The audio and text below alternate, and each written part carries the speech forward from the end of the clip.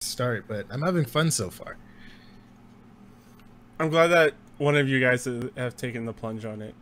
Listen. Well, I spent like I've been curious about it forever. I just like when I started hearing more about it, it was like, oh, like I don't have a console anymore. I didn't have a PlayStation or anything like that, but yeah, then it finally came to PC, so I got to try it. I was like, oh, cool. Because I always heard it was a pretty good game, and I was like, a good game that's made by Sega? What? Cool. I want to play it. In the modern era? Yeah, exactly. So, yeah. It's like finding good wrestling. The Japanese make it better. Nice. I don't know. I'm trying to make a wrestling and Japanese thing. Look, listen. I'm gonna buy Yakuza 0, and you're gonna not want me. Look, I'm probably gonna like it, and you're gonna want me to shut up about it when I do talk about it. I want to talk about it with you. That's the whole point. I want to play more of it so I can talk about it. So, well, that's how discussions work. Yeah, I know. I'm just saying I have a tendency to overtalk something. Meanwhile, Dragon Ball has been consuming my fucking life for the past week. Of course. Did you guys? Is that like the fighter to play right now? Fighters. I mean, it's the most accessible fighter to play right now. With the largest install base. It's because it's kind of taking. I feel like it's kind of taking the slot of Marvel, more or less. I mean, in terms of visuals and like super crazy, in terms of that, yeah, but it's nothing like Marvel. Well, I don't hear anyone ever talk about Infinite anymore, like ever. Because you know why is because people shat on it so much. Wait, that game came out. That's true. I mean, because Maximilian Dude, streamer I watch, he did a 1 year later. Sometimes, yeah. He did a 1 year video later on in Infinite, and it was just the game is and I remember watching this live, where it was we were hyped when it first announced. We were all hyped. Yeah, and yeah, then of course. we became less hype, and then the E3 demo happened where Chun-Li's face is bad, and then from there, if you liked Infinite, you were a Capcom shill, and a lot of the pro players liked it, so they were shills. So that lets people not liking it. I mean, it doesn't help that the presentation of the game is awful, but my God, Infinite. The best thing about Infinite is how open it is and how ridiculous you can get with it. Dragon Ball, on the other hand, is very limiting in what you can do. It's so fun. Yeah. Right. I'm gonna start the show so we can actually talk about things now. Okay, cool.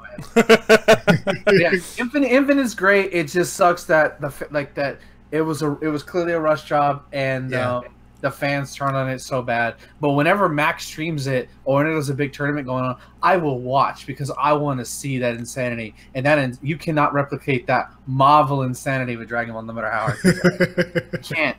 You're gonna see shit in Marvel Infinite that you will see different every tournament. Versus you're gonna see the same thing at every Dragon Ball tournament.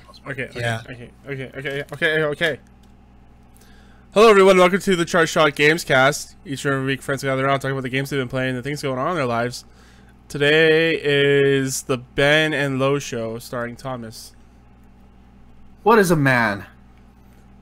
I was actually saving that intro for the next show, but you could have told me this, and I wouldn't have said it. Just do it on both. Who cares? It's not like it's our show or anything. It's not like I'm gonna edit this. I only edit the show when Ben requests sound effects, anyways. Now I feel bad for the 2 times that I've done it.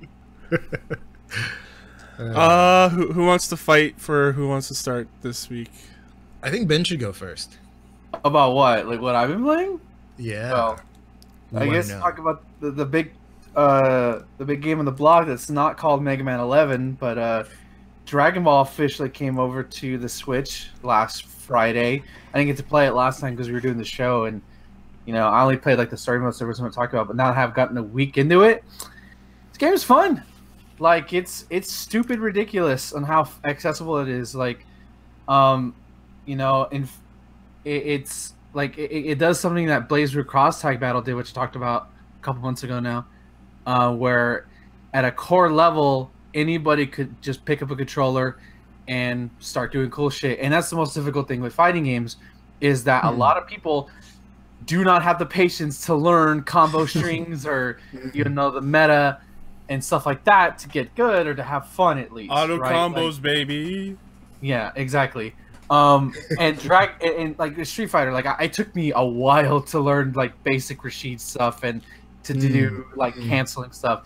With Dragon Ball, you can literally, I mean, Dragon Ball is very fun. Dragon Ball builds its combo system around its auto combos, and you know your supers are just quarter circle forward with punch or with it's not punch or kick, but it's like special, or I don't know what the terminology is. Key blast, key blast, or something like that, or you know, to do like multiple supers at once, you just press a button, you know, one button or another button once. That's it. If you have the appropriate meter for it.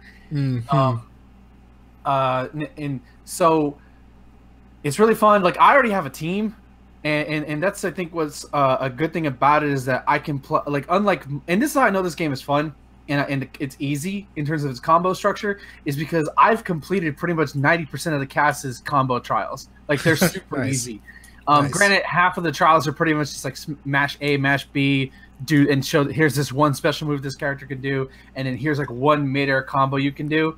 And that's pretty much it. But like they're all of them structurally follow the same avenue. Some characters have a little bit more ways of opening other characters up. Like for instance, Goku Black has a little bit more advantages. Bardock is fucking ridiculous what he can do. But for the most part, you know, it somehow manages to be watered down in terms of its combat. Because the one thing that does irk me about this game, and it doesn't irk me that much, but there's not a lot of defensive options, right? There's not a lot of way to protect yourself. You get hit, you're gonna get hurt, and you're gonna get hurt bad. Versus like say in Blazer Cross Tag, at least to compare it to another anime fighting game, that game everybody has a Shoryu button. Everybody has a get off me button, not a Shoryu, but it's like sort of like a reflect, sort of like a I can't remember like what the term was. Guard kind of thing. Kind of like I was trying to think of what the term was from Marvel, but advancing guard. It's like everybody has an advancing guard in Blazer Cross Tag Battle. So, but in Dragon Ball, you get Dragon Rushed, you get punched, you get, you know, down heavy, you're going flying, you're gonna get knocked away, and you have to pretty much the only defensive option you have in this game, or two options really, are either block like crazy, especially when you get those players who know how to use this and try to mix you up with the craziness, or you use your vanish and that costs meter.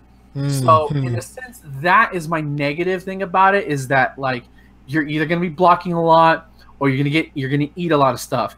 Granted, every time you do get hit, you don't automatically lose everything. You have red health and blue health.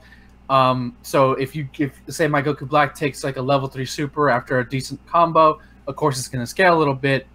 But if I tag him out, he's going to get all that back, which does. And that's another thing. Like these matches, like they take a long time. Like I was exhausted. Like especially if you know a player who knows how to tag in and out properly, you know, extend combos properly, you know how to get characters out.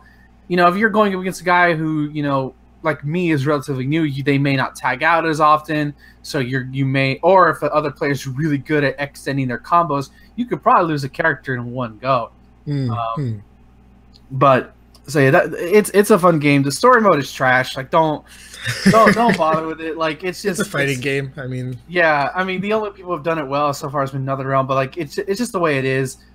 It's a lot of cutscenes. The fights are very short. They're just against repeat enemies. Play it if you like Dragon Ball and you want to like some fun story stuff. It's there for you.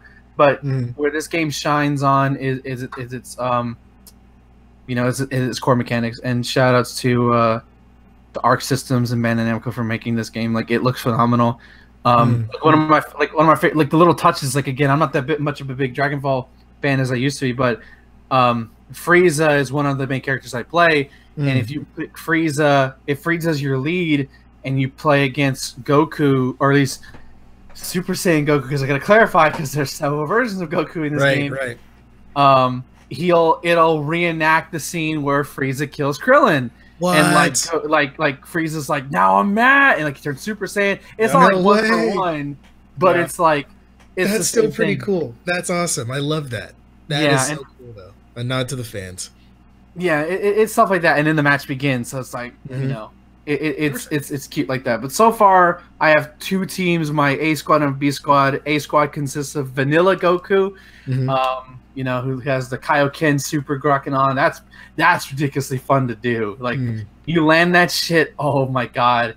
Vanilla Goku, Adult Gohan, who just has this cool.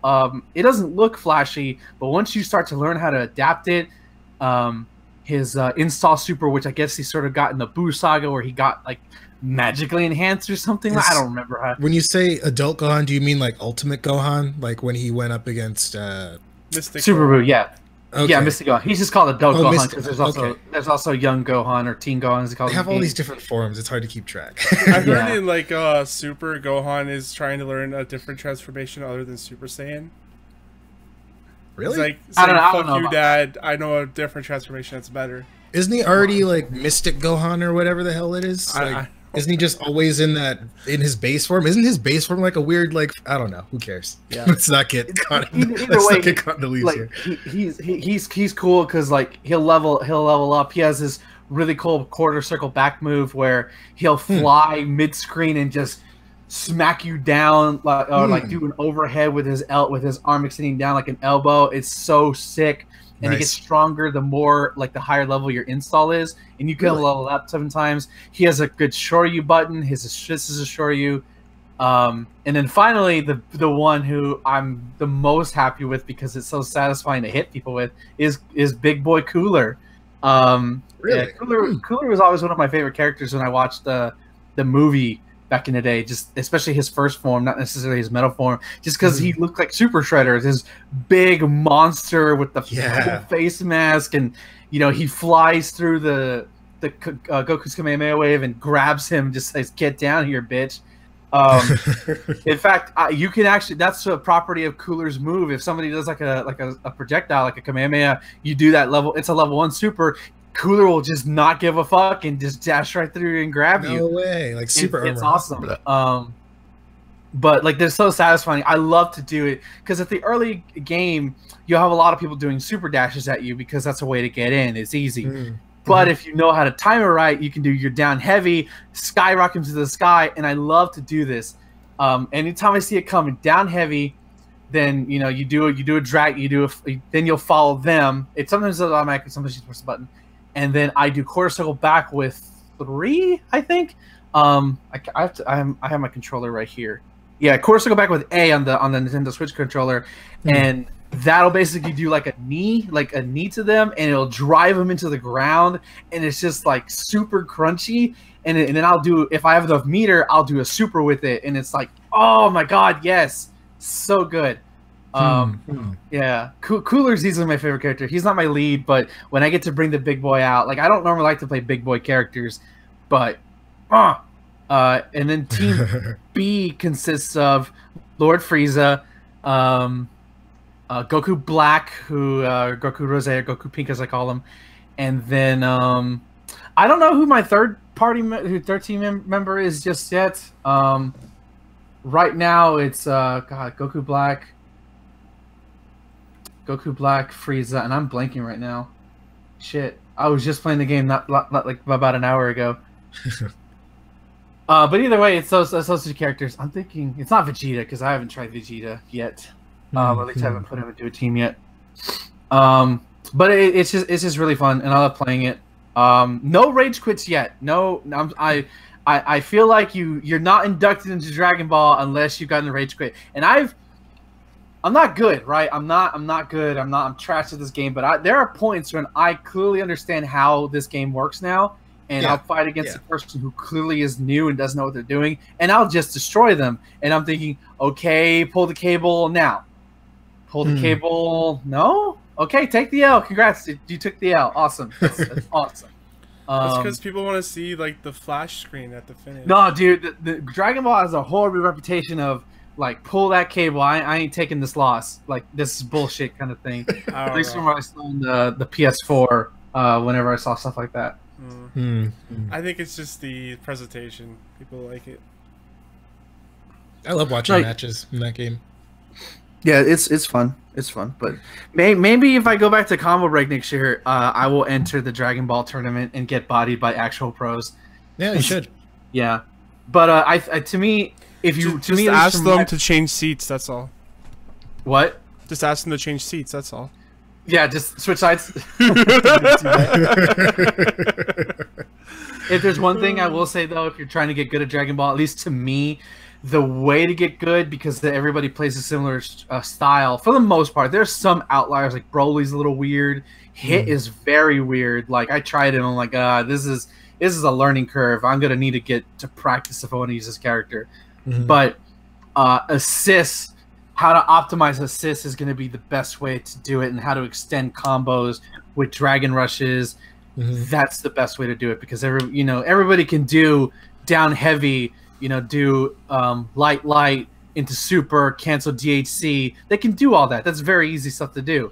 It's matter of extending how much can you extend your combo, how much damage you can do on one given go before your opponent has a chance to do anything.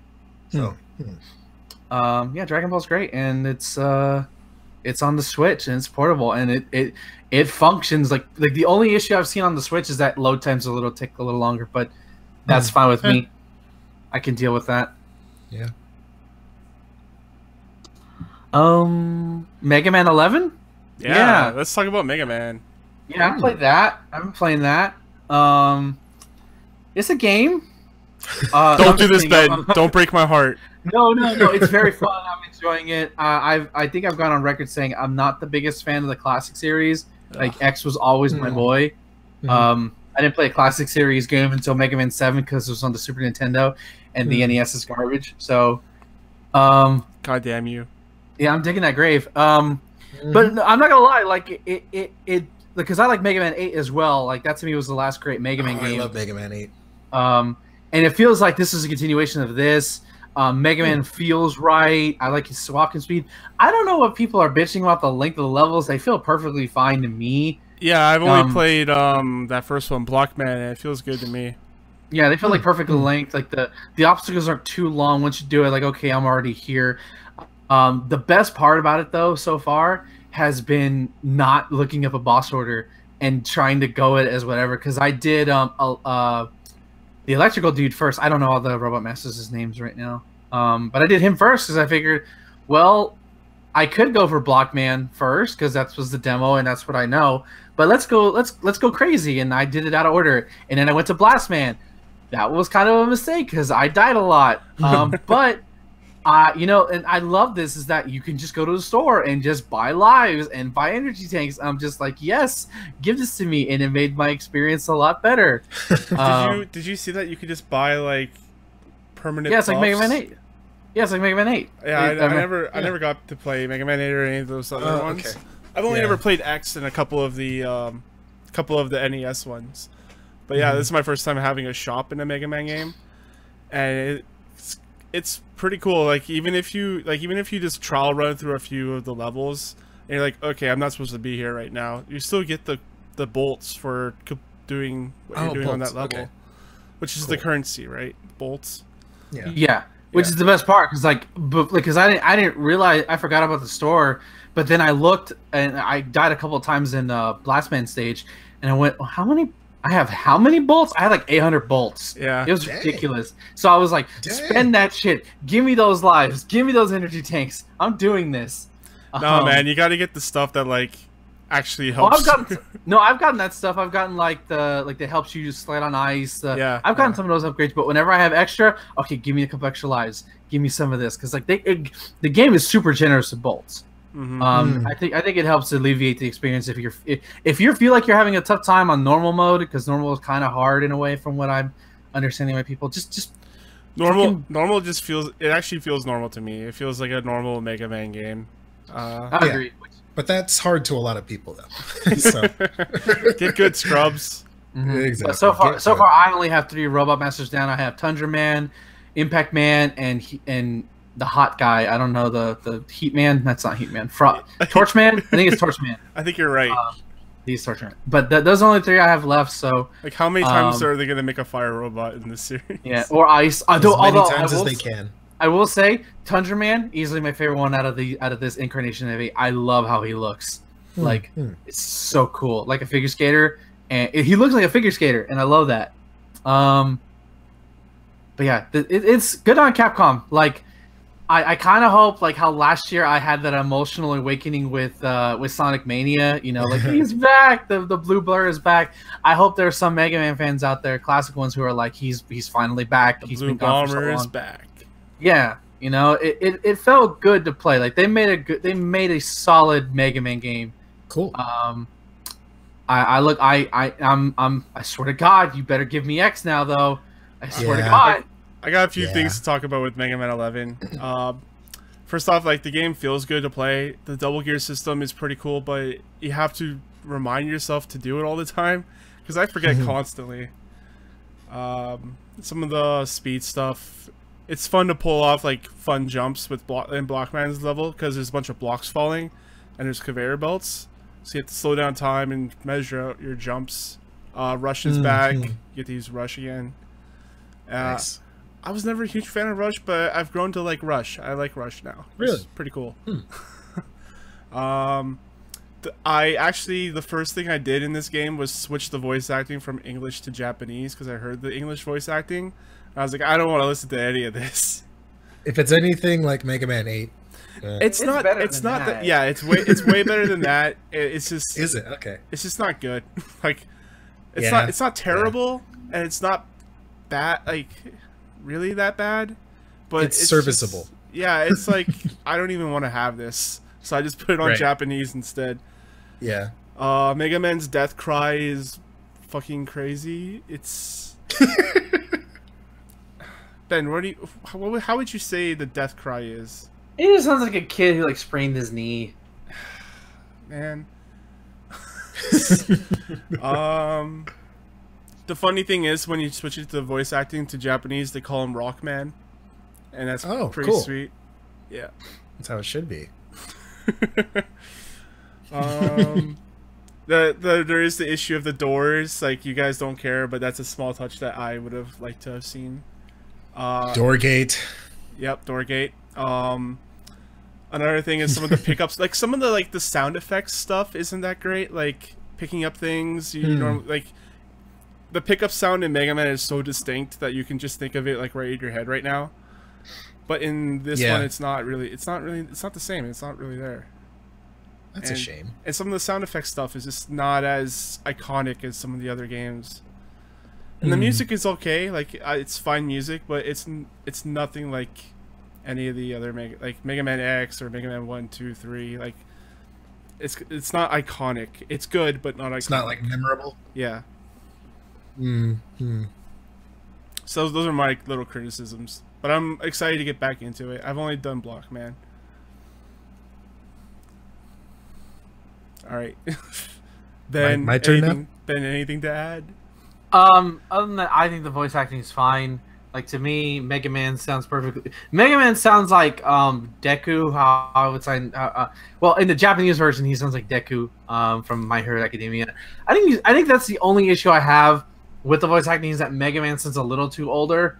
Like he sounds like more of a teenager than say a little kid. How I imagine Mega Man to be. But that's just a nitpick. Roll sounds perfectly fine. Wily, it sounds perfectly fine. Like they all sound fine. They're not memorable performances, but it's Mega Man, so I don't think it's bad. I just think it's very okay. I won't remember anything about it, but Yeah. yeah. One thing I want to say is that if you have Japanese voice acting on and Dr. Light talks to you, it sounds nothing like what you would expect. Like he sounds like a really hardcore like Japanese like brawler or something. Dr. Light seems some shit. And then also Wily sounds pretty damn cool. Oh, and one thing about the plot is that there's like a flashback sequence and it's basically Dr. Light and Dr. Wily like having their battle against each other, and Dr. Wily has a double gear system, and they like the council or whatever decided to go with Dr. Light's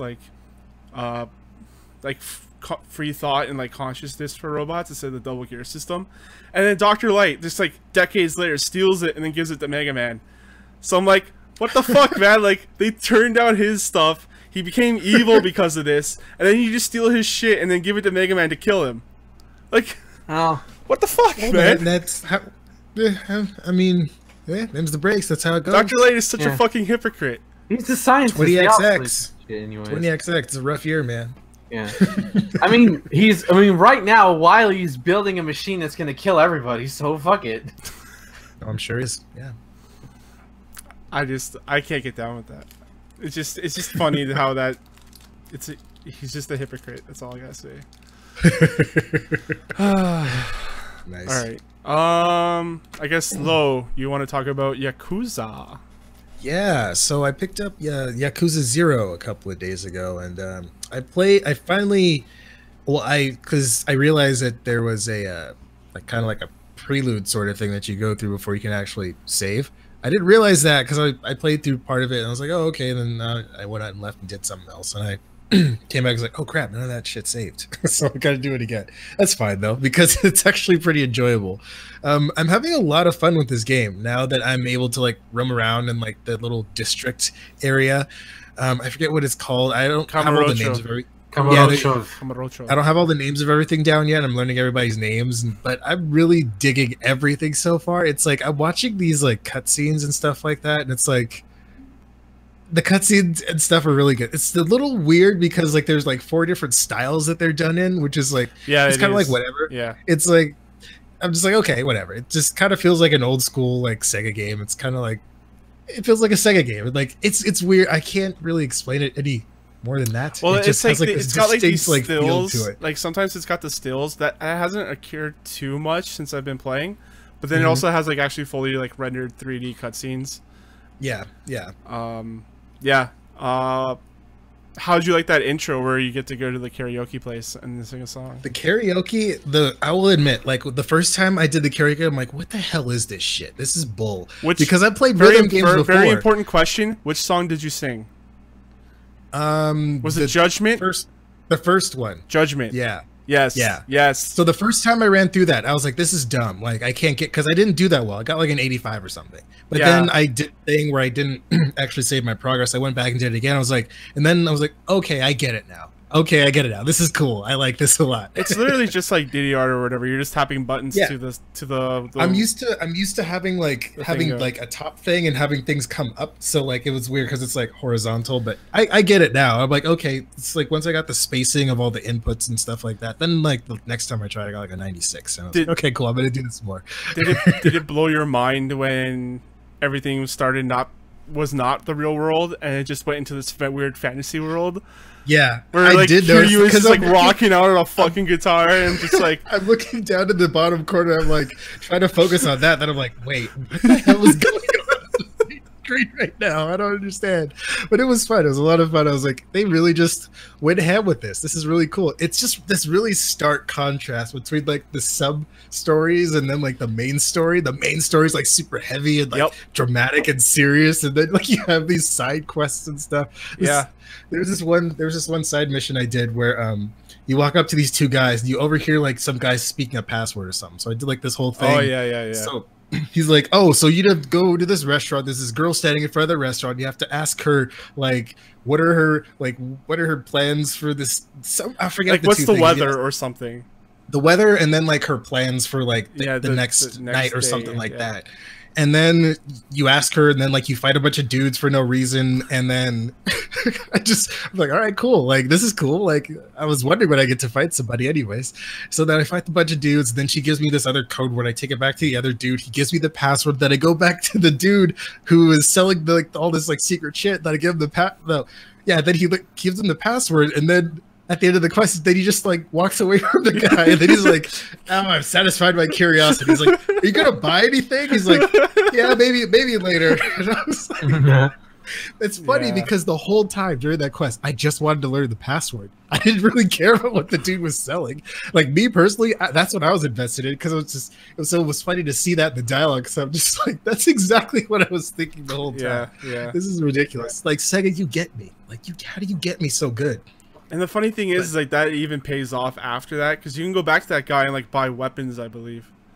Yeah, and then I got something else from. I think I got like it was like a broken like shotgun or something from. One of those, and I'm like, what's this? Oh, it's an equipment thing. Sweet. Have you tried it yet? Not yet, no. But I'm just kind of trying to like get all like the basic mechanics down, like the fighting stuff, because the fighting like styles are really cool, because you have like the brawler, like the big like kind of like they're a little bit slower, but like you can like rough people up and you can hit like multiple people at once. And then if you grab an item, oh my gosh, let me just backtrack a little bit. So during kind of the prelude thing, there's these two drunk dudes, right? They're having an argument. It's like, oh, you're an old man, stupid old dude. It's like, oh, you're still a young guy. I'm just gonna fight these guys. I'll silver them with my fist. And then when you get into the fight, and it's like the arena part where you're brawling them, there's like words that flash up that say what they are. And I think this one was probably just drunkards. Yeah, drunkards. I just thought of this announcer dude. It was brilliant. And then so it was like, oh well, this fighting style with the brawler, if you hit like your heat action when you have an item, he does a special move. So I picked up a bowling ball, right?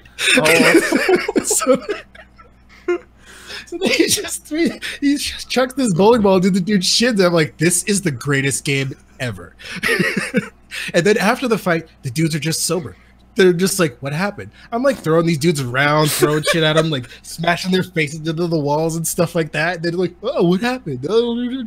Hey, it worked. Beating the shit out of them worked. And then they were getting along after. It's like, oh, let me walk you to the bus stop. I was like, okay, cool. Yeah. I think that's the magic of Yakuza. It's just like you have this super serious, like overarching story, and then you have all this really wacky, fun stuff that's just around, and like that's the stuff you really want to go and check out. Yeah, and it's just like it's a really good brawler too. So like even just those random fights you get into, I kind of wish the enemies were a little bit tougher, because like I was like, oh, these guys, boom, boom, boom, boom, boom, okay, you're dead. You know, well, if you get a lot of money that way too. They have I don't know if you're at this part yet in the game, but they have this guy called Mr. Shakedown, and he's basically like a bully that just like steals your money. If he, I encountered him. Yeah, I encountered him the first time, and luckily I had spent like a majority of my money on upgrades and shit, because I'd only like had like 70,000. I was like, oh crap, I lost all my money, but it was only 70,000. I can make that in like half a fight. No big deal. Yeah. But now I have a new mission in life to take that motherfucker down. I am going to take him down, and I don't know how I'm going to do it, because he's overpowered as all hell. He's I'm going to do it.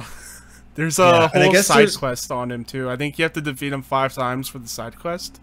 But yeah, every time I fight him, I'm always like, all right, do I have like 20 like Royale whatever drinks that heal me instantly? Yes. Okay, let's go. Yeah, that was the thing. I need to get more healing items is what I need to do. But just go to the drugstore and like stock up on them. They're pretty cheap. You can buy them for like I think 1,500 maybe. I have like a stupid amount of money right now anyways, just from just fighting people in the streets. How great is it when you defeat people and then, or you punch people and then like money flies out of them? It's the greatest thing. One of my favorite things to do is in the brawler, I'll grab him and then I'll hit B, so he just like mashes their face into the ground and just all the money flies out. Yeah. That in the rush style where you can do all like the side steps and stuff. Yeah, that's super fun. I like that fighting style a lot. So do I. I usually use rush when it's just like normal people, normal guys, because I like the dodging and the like. When you build up your heat meter, you don't really use it. But you have it stashed, so you move a lot faster, and you can dodge faster and punch faster.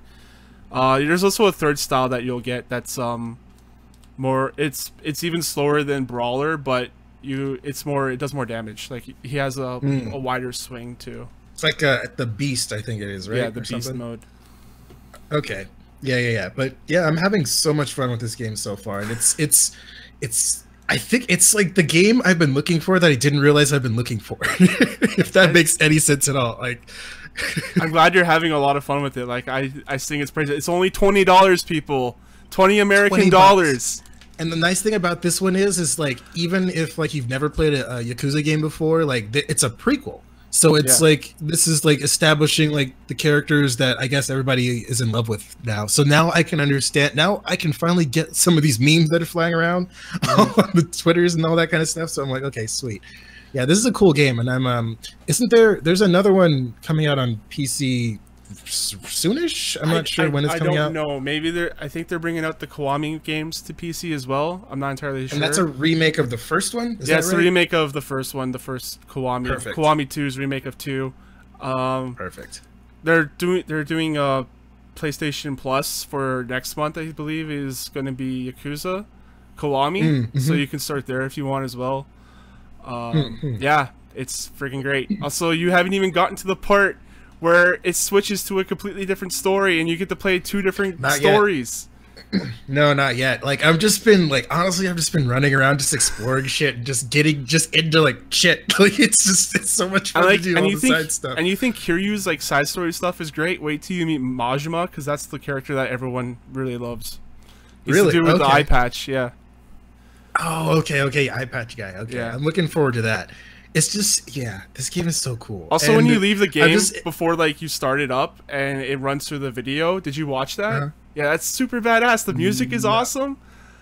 I usually skip it. I'll sit down and watch it next time. Just watch it next time. Like, you'll just love that song that plays. It's such a ripping guitar butt rock. It's not even butt rock. It's better than butt rock. I don't even know what the. It's just a rock. I just call it Sega rock. It's Sega rock is what I call it because they're just they have these certain like soundtracks that they use in their. I don't know what it is. Maybe it's the composer. I don't know, but. Like it's just funny because I was thinking about Shenmue specifically the other day. I was like, man, that game I had a lot of fun playing it, but like it's jank, like So like, if I were to go back, it's just like like nostalgia goggles, like no, like the thickest nostalgia goggles cannot like make me give run through that game again. Yeah, I just like it's kind of like I feel like it's kind of like how. It's kind of like a more arcadey kind of Shenmue. Like you have all this side stuff you can do, like solid like beat 'em up action. You can like learn moves and stuff like that. I was messing around with that punch artist guy, punch out art, whatever it is. Yeah, the punch out artist. You have to like dodge. Yeah, and then you can like, I guess with each progressive one, you get something like some kind of perk or whatever. So what happens is I got the first one, but so you have your skill tree and you put money into each skill point. And you'll notice on the skill tree that there's like locks on some of them and they're M's. Yeah. So what you want to do is you want to build your way to the M, and then he has like the next skill that you can learn. So yeah, gotcha. That's how you level up your skill tree.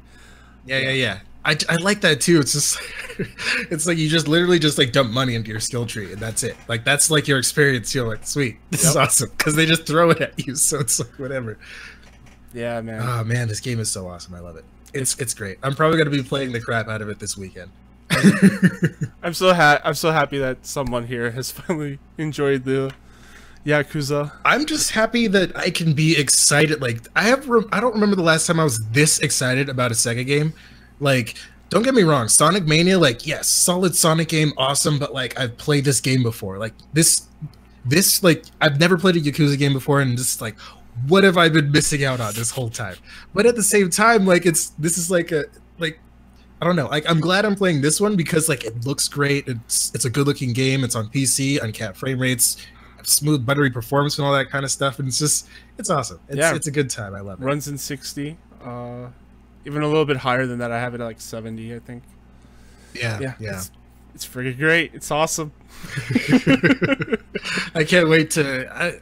Just these side missions. I'm just like, man, if they put a lot of work into these, I can tell. So like it would be like almost insulting to not try to play through all of them. Right. And the nice thing about like the map is like, I don't know, I've seen, because I watched some reviews before like grabbing the game and I was like, oh, the map is too small. I'm like, it's kind of like fine. I'm fine with that because they have more. The thing is that some people like to sell it as like, oh, it's GTA in Japan, and it's not really GTA in Japan. No. It's more dense than that. It's like it's not you run around and just beat up like anybody that's walking on the street. Exactly. Like there's more story to it. There's more of a drive to it than GTA has. It's like you have like this code of honor too with like Yakuza, because it's like, oh, like these guys are harassing this little girl, like not in my fucking neighborhood, bro. Like let's go, come on, you know. Yeah. And then, like you just like get some randoms like, oh, thank you so much, like here's this or whatever. And it's funny because I remember this one game back in the day that came out on PS2. It was a Final Fight game. It was called Final Fight Streetwise, and that game was bad. It was not good. It was not a good game. It was basically like it made me think about that game. I was like, wow, this is what they should have like shot for, basically, for like 3D like brawler type of game. So yeah. Okay. Final Fight Streetwise. I've never heard of this. There's a reason. It was so bad. Like it was bad. Like it was not a good game. Like the fighting was okay, like the fight scenes and all the fighting mechanics were pretty good, but everything else just no. It wasn't worth it just wasn't worth it. Yeah. 3.6 on IGN, 43 on Metacritic. Yeah. Not good. It was okay at the very best, but yeah, I'm really glad I picked this one up. Like I'm not, like I said, I haven't been this excited about a Sega game in a long time because this is like new territory for me as well. Like, but it's also kind of familiar because it's like Sega, because it's like. Did you play any of the arcade? Or did you play any of the arcade stuff? I haven't yet, but like okay. I'm going to deep into that arcade next time I There's some side stories that require you to play the games and like get high scores and stuff. So. Oh, nice, perfect. Yeah, yeah, awesome. Yeah. Gosh, I love this game. It's so much fun. Yeah, Yakuza's great. Another great game, at least so far, is Forza Horizon 4. That's a game I've been playing. It's on Game Pass. That's how I've been playing it. Mm-hmm. And I'm really enjoying the driving. Like, one thing that hit me that I haven't really talked about with the other Forza games, but it's in there as well, is basically like the sound mixing and the way they use sound in the game. Because I guess like a lot of motorheads and stuff like to hear the sound of the engines and stuff. They do a great job with that. What really strikes me is like I kind of turn down the car stuff so I could turn up the music. And the music just like it hits me so hard when I'm driving, and I feel like they've set up like when you go into a race, they play a specific song so that it matches up with your surroundings. So when you're doing certain turns and stuff, and I feel like they work on this a lot, and no one really ever talks about it that much. And it kind of just hits me like if I didn't have people here that like sometimes yell at me just because they need me, I would just put my headphones on and like disappear into this world, because that's how hard the sound hits you, and you could like hear like the scraping of the tires against the dirt in the road, and like this like it's so visceral. Like it's out of all the games I've ever played, like I think this is probably has the best sound mixing and sound. Like just the sound makes me dive into the world more than other games have done. And like I said, I don't think a lot of people talk about that. No, yeah, no, you're right. Like, I mean, other than like, you know, audio files and stuff, they don't really talk too much about like sound design and things like that. But no, like, I definitely agree with you. Especially like, ever since I started PC gaming, I've just always been always headphones, unless I'm like just watching like a random video or something like that. And like a lot of games out there, like they really like emphasize like their sound design, and like I don't know, it's just something like.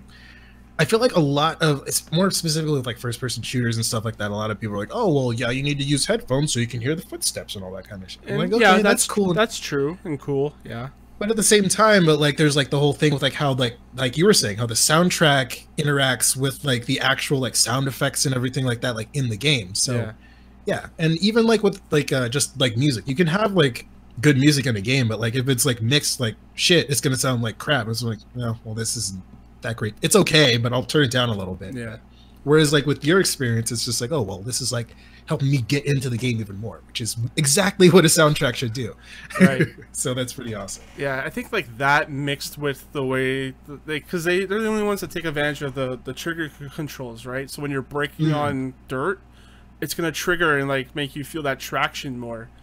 Yeah. And so like you're feeling the traction with the triggers, with the sound of like how the car is running and how like the sound with the car against the road and the environment, like it all like coalesces into one, like into your experience, right? Yeah. And so like I'm just like realizing all of these different mixtures. It's like a cook, you know, like taking all these different ingredients and making something fantastic out of it. Yeah. Just the layers of sound is what it is. There's just layers. It's just it's sound, like a sound feeling. I don't know. Yeah, feedback. Yeah. As soon as you boot up the game, you just start playing, which is great. There's like no menu. Like there's a start, and so you start off. Nice. And the way it starts is that you just drive through all these different seasons. So like that's the whole big thing in this game, is that there's seasons. Like I think it's like every week seasons change. Nice. So you go from like autumn, spring, fall, winter. But in the first like 10 minutes or so, you're just driving through like I think summer, and like you see all these seasons change, like the leaves and like the different like vehicles you drive. Yeah, like it just changes, like just to introduce you to it. That's not how it's gonna Nice. be, but that's just how they introduce you to it. Yeah. And it'd be kind of cool if they do something like on the side. It's like, here, just drive through all these different seasons at the same time, and that would be insane if they could pull that off. But like, I don't know Love that. how they would be able to pull that off. But yeah, like you're just driving on the road, and all of a sudden there's like a lake in front of you, and then it changes to winter, and then it turns to ice, and then you drive off the No ice. way. Yeah, it's pretty sweet. Cool. Yeah, I'm just driving through. I think I unlocked the autumn festival, so now I can get past autumn and go into the other seasons, because it's like slowly. It's like the slow ramp into the online world that they have. Yeah, so I need to get past autumn. I've got, and they've added so many microtransactions in this game. All of it cosmetic. Oh no. I would hope that they're cosmetic. If they were had performance shit, that was Well, there's like cars and stuff that you can buy, like Aston Martin set from like a James Bond pack and stuff like that. Yeah. They have stuff like that, but you can still unlock them normally, and you can just buy them with credits that you're earning game. That's fine. Cool. It hasn't been like super gross yet. That's good. Yeah. But you actually have a driver character now that you can customize. So like I changed up his clothes and stuff. I unlocked like, and also all of this stuff is like tiered. So you have like epics and like legendaries and stuff like that. So it's giving me my Destiny dose. I unlocked like this fake mustache that I could put on, and it's like it's called the Santa stash. So I have a Santa mustache. It's pretty great. Nice. I shared a picture in our Discord with the disco chicken. I was like, I just want to unlock this thing. I just want to drive around in this. Yeah. It's so stupid. I remember seeing that now. Yeah. Nice. Yeah, and the way they use their avatars, it's so like when you do races with people, you can see your person like dancing in the background for like, or just like you could choose what emote to use. So you can like that's how you're introduced. But then if you win, you get like a special, like you get to do your victory emote. So that's how they have that. That's like how they use their avatar system in there. Also, there's like scenic routes where you can just go up and you view it, and you gain influence, which is like one of your 2 stat meters. I think one of them is influence, one of them is level. And so you do your dance like against like a waterfall or a castle or something. They have the floss in there, everyone's favorite Fortnite dance, the floss. Of course. Yeah, they got a bunch of crazy stuff in there. They also have like different horns that you can customize and stuff. Like that's what's getting me like to be like, yeah, I want to unlock that. Yeah, I want to unlock that. Just like it's a solid ass driving game. It's like you don't have a lot of options to choose from nowadays, but they still make great like playground games. Still makes great driving games. Sounds like they have it set up pretty well, even with the microtransactions and stuff. It seems like it's all cosmetic and things, or if it's just like a pay to progress sort of deal. You can still unlock it regularly. Well, they still have like car packs and stuff, and they have auction houses that you can like bet on. Oh, okay. Perfect. Yeah, there's stuff like that Sounds that's in good to there. me. Yeah. Yeah, they've said going forward they kind of want to make this a service game like Destiny, so they're gonna have like every week is gonna be different seasons, different activities for you to play. That's cool. There's gonna be like the world. I think once I get off of like the locked seasons that I'm in, it's gonna on-ramp me onto like the big open world, so other people will be driving and stuff. And I think you can have it set to private, so like they're just ghosts, or not like crashing into you or anything. Oh, okay. Kind of like how GTA does it. Yeah. Yeah, like I'm excited to get into it and see what it is. Like I just like driving, like just driving down the roads, because there's these things that you can unlock that are just roads. So it's like it has a certain amount of roads that are in the game that you can just drive down and like map onto your map. So like you fill them in while you're driving. It's pretty sweet. Yeah, that's cool though. Yeah, I'm enjoying it. Is the overworld pretty big? Overworld, I don't really know. Like, I think it's about as big as the last one. I'm not entirely sure. Okay. Is there like a photo mode or like a cinematic type of mode? I haven't checked that out yet. I think they have drones. Okay. They had that in the last game, is that you can have a drone. Oh, that's cool. That's probably how they have that set up. I haven't looked at it though. Because one of my favorite things about racing games is usually like their replay mode, so you can switch around the camera angles and stuff like that, and you can just like view different type of replays. Yeah, they have their rewind mode in there too. So Oh, okay, yeah, you can just hit rewind if you screw up a turn. I used to hate driving games. Like driving games and fighting games were like my two hated genres. And now I've like grown to like understand and appreciate fighting games. And now I've grown to like just sit back and like relax and play driving games. I might have screwed up. I meant fighting games. Like I understand and appreciate them. And driving, I don't know. I can't tell what I'm saying. I need a drink of water. So let's end the show. Hope you enjoyed me like rambling and stuff. So, Ben, hope you. Twitter.com. Yeah. Okay. Go ahead. Plug your stuff. Oh, I'm gonna grab a water. Twitter.com says Marvelous Iggy for all things concerning the Marvelous One. Might be posting some stupid Dragon Ball Fighter stuff. Just 30-second clips of me thinking I'm a badass, but I'm not really because I get bodied by any person who actually understands the game. But I'm still having fun regardless.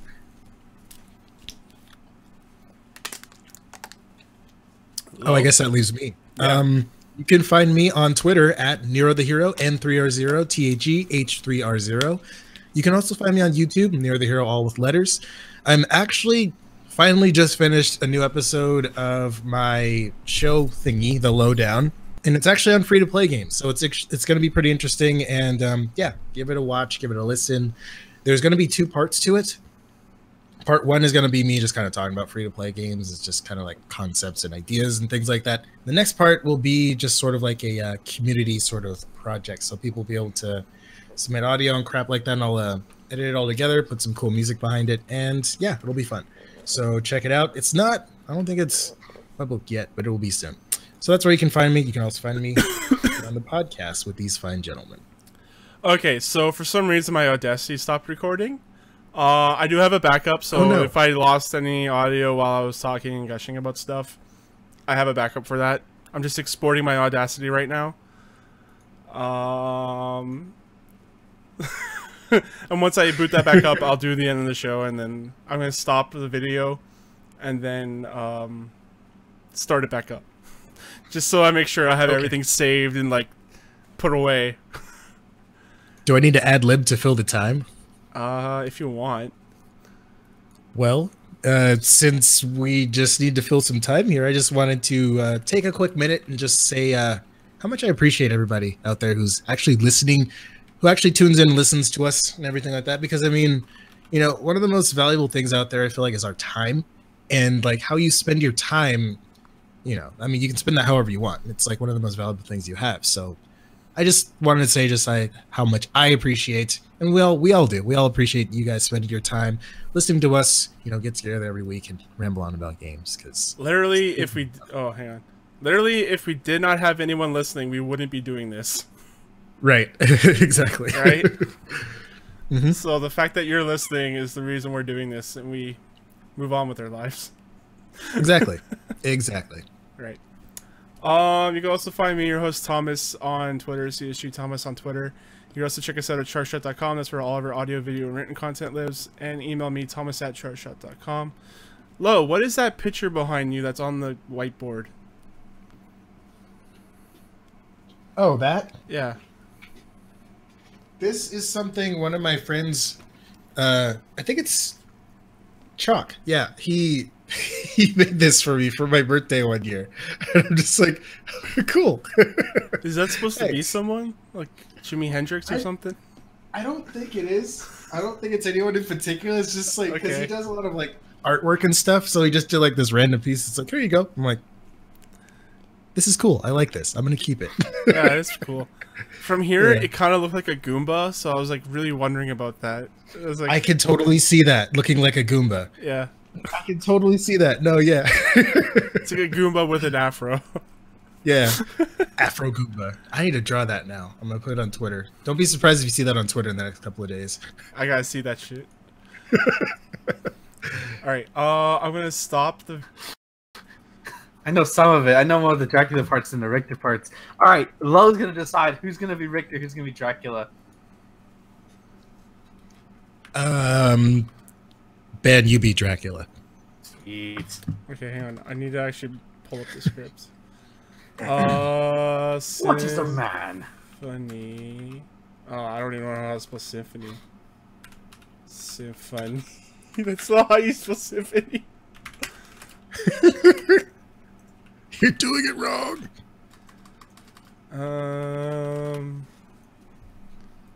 God damn it. Wait. What? Fuck. Where do I get it? Is it wiki quote?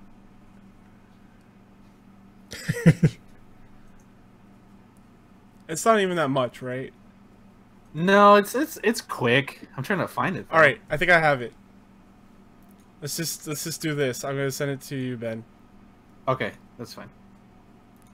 It's Is it in Discord? I believe no. I'm saying. Well, yeah. It's gonna be your DM in Discord. Okay. It's the first one that says, "Die, monster! You don't belong in this world." All right. There it is. Yeah, see, it's not that long. All right. Should we do this first and then introduce and then you say it? I'll go low and then you say... Wait, you don't have the first line. Well, we'll just start at it was not by my hand then. Fuck. Or should I be Dracula and you be Richter? Well, I'm the one who has a hard on for the what is a man? Okay, yeah. What is a man? That's true. Okay, yeah. So we'll start off with your first line then. It was not by my hand. Oh, okay. Okay. Hello, everyone. Welcome to the Video Game News and News Show, hosted by your hosts Thomas and Lo. Hey. And Ben. It was not by my hand that I'm once again given flesh. I was called here by humans who wish to pay me tribute. Tribute? You steal men's souls and make them your slaves. Perhaps the same could be said of all religions. Your words are as empty as your soul. Mankind ill needs a savior such as you. What is a man? A miserable little pile of secrets. But enough talk. Have at you. And have at you. I hope you enjoyed that little reenactment of me and Ben doing Symphony of the Night. I enjoyed it. Which is very fitting because our first news story of the day is Castlevania Requiem will not have the original video of Symphony of the Night or Rondo of Blood, which is even the bigger crime. Both will feature the English voices and script from Dracula X Chronicles on PSP. So we will not have that beautiful monologue from the beginning of the game. It's just like, why? It's like, why even bother? Like, because I remember have that messed up because I bought Dracula Chronicles X for the PSP about like 2 years ago when I was like on a PSP like collecting craze for like all of 5 minutes, and I was like, I remember hearing about you can unlock Symphony Night that way, and I remember unlocking Symphony Night like, okay, I'm finally gonna play this game on the handheld. This is great, and I play it on Richter. This is awesome, and I get to the line, "What is a man?" and they do the line. I'm like, that's not what you're supposed to say. And I looked it up. I've never felt more betrayal than I did when I learned that the PSP version does not have the "What is a man" line. You were robbed. I was robbed, dude. Like, it might be, but like, there's nothing. If you look at the line of dialogue, it's just like nuance. Or not nuance, but it's I can't remember what the exact word is, but like they both convey the same message. It's just that the "What is a man" line is just like filled with 90s bad voice acting and just camp, and it's great. Maybe that's why they changed it. It's so good though. It's not like anybody hates it. It's like Batman 66. It's like it's like you boot up Castlevania Symphony of the Night and it's part of it. It's part of it. No, I get what you're saying, for sure. I remember reading something on the internet somewhere about somebody who actually conducted a specific study on like camp in film and like what exactly makes it so appealing. So there's just something about it. It's just like, I don't know, it's just so intriguing. Like, I guess even like people tried to like explain it scientifically. So I definitely understand the appeal there on your end. But I don't know. It's just weird because it's just funny because like lines will get changed and stuff like that, and they probably won't even like think anything else of it. Like, but then at the same time, like the family's like, no, why? Well, it's like imagine they change. Like this is like I could be overblowing it a little bit, but like this is iconic. Like if there's one thing people know about Castlevania Symphony of the Night outside of it inspiring the Metroidvania genre, it's this line of dialogue in the opening sequence. Is more so Dracula going, "What is a man?" Throws the wine glass down, a miserable pile of secrets. Like it's just, it sounds good. Like I want to give whoever wrote that like an award. It's just like a paper plate award. Yeah, exactly. Like thank you. And it's and the actor who voiced Dracula back then. And like if you listen to the PSP version, there's nothing wrong with them. They're perfectly fine. It just doesn't have that sort of like that funness to it. Like it just feels like, oh yeah, we are in Dracula's castle and everything's awful. Yay. Yay. Everything's I don't know. And Alucard's voice is also different in the PSP version, and Alucard's voice in the PS1 version is so sultry. So it's like, why would you like just pay the old voice actors here? Just do it. Just pay them and reuse those lines, because that's what's associated with the game. Yeah. Makes you wonder, just like, or as like far as redub it, like fucking redub it. Like I would even be okay with new voice actors, but just redubbing and letting them, do a spin on that. I would have been okay with that. Right. Like I get although like the whole thing of like, oh yeah, go back and fix it so that's new, so that it's supposed to convey its original meaning, but at the same time you're losing the thing that makes it charming. You're losing the thing that makes me and Ben reenact the thing, like say the lines on here. Right. I understand. It might, to be honest with you, it's probably like a localization thing. Maybe they just went back like, oh, we need to revise this or something like that, and that's just one of the things that ended up being just have revised. the option for like the original audio and the new audio. Like that's that's probably the easiest thing to do, is just because I mean, how many other games do that? Even with like the different languages and stuff like that, you can even do old dialogue, new dialogue.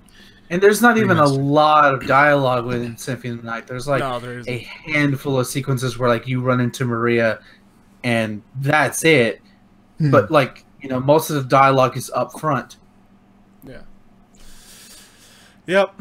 Sad day. I mean, it's and plus the PSP version. If they are, I hope they're not. I hope they're just basing the script off the PSP version and not necessarily the game, because Castlevania Symphony of the Night on the PSP is a little wonky, and it's not the best version of the game. Like, which is like if you're gonna base it off the PS1 version, why not just use the same script? Like, it's like that. That's the weird part for me. So I'm hoping this game is fine. Rondo of Blood, on the other hand, I mean, the only way you could play it is in Japanese. So, which like if you prefer Japanese, I hope you're given the choice to when you get those animated cutscenes to just have it in Japanese.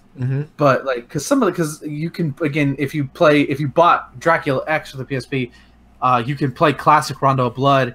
But if you play the 2.5D version, it's all in English, and I thought those are fine performances for what they were. But like I can't really speak on how the quality of Japanese version is. Just that's all you had if you had a TurboGrafx 16 back in 1995 or whatever year Castlevania, or a PC Engine. Or a PC Engine. Well, PC Engine in Japan, TurboGrafx in America, I think. Yeah. I messed with the emulator for that for a it was on the Wii. It was on the Wii Virtual Console. Rondo Blood was on the Wii Virtual Console until they shut it down this year. And that was just the Japanese version, like English text but Japanese voice acting. That's how I played it for the first time. Okay. So yeah, I mean, it's still a great collection. Like, I'm sure it'll still play well. Still definitely two of the best Castlevania games you're gonna play. But it's like, fuck, man, that it just what is a man? It's not a meme.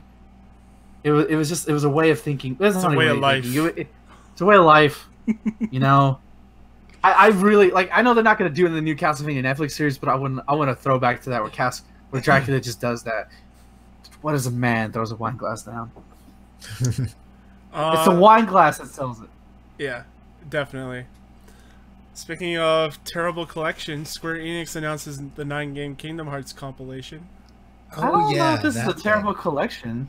Well, I think this is great. Kingdom Hearts is terrible, so any collection with them in it is. Well, you're right about that, but How many collections has this been so far now? Like, Okay, how many... so we had 1.5, 2.5, 2.8, and now this one.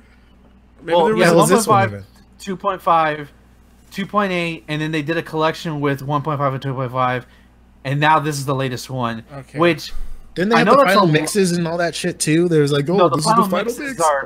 Final mixes were in 1.5 and 2.5. Oh, okay, those are individual games. Gotcha. Yeah, well, they were just like Japanese stuff that we never got as Americans during the first initial release that are finally came over here. That's the only real difference.